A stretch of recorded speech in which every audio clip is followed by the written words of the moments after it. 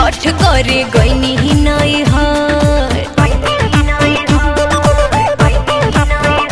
ए जी बानी हम कनिया जी नया नोहार अम्मा जी तो छठ करे गईनी ही नहीं हर आ गई मैं ससुराल व्रत करन है कालूर नहीं सीखा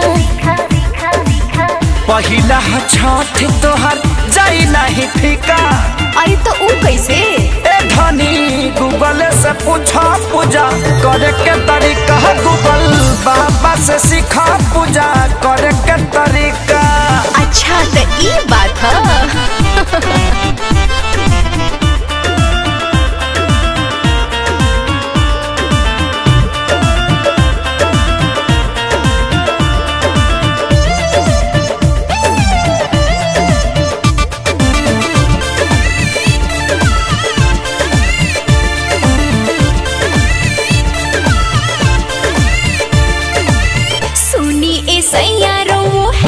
हमर करे ध्यान रखब कवनो ना होखे है गड़बड़ी ए जी का बुझनी तो ठीक से पढ़ विधि कवनो ना होई मिसते तोहरा नई खे बुझात त तू वीडियो लते पढ़ रही हूँ मैं वही अस्पष्ट है जो इसमें लिखा रहो देखी पहिला छठ तोहर जाई नहीं फीका।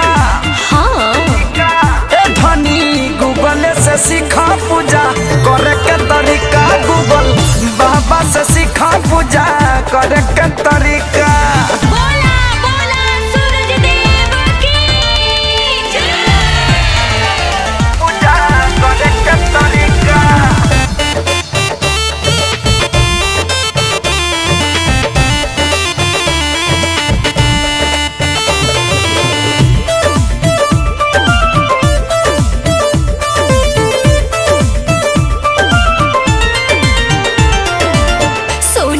भेज दी दियरी लियावे रो आई संगे पर शादी बनावे। अरे ओने का बैठल बानी जी हेने आई हाथ बटाई तया दोरा जखे सारी के तू सुना छठ भजन ठेकुआ पूरी छाने में खूबे लागी तोहर मन। बड़ी मेहनत है परब करन है मैं आज मुझे दिखा पहिला छठ तोहर जाई नहीं फीका। साचो में ए धनी गूगल से सीखा पूजा करे के तरीका गूगल बाबा से सीखा पूजा करे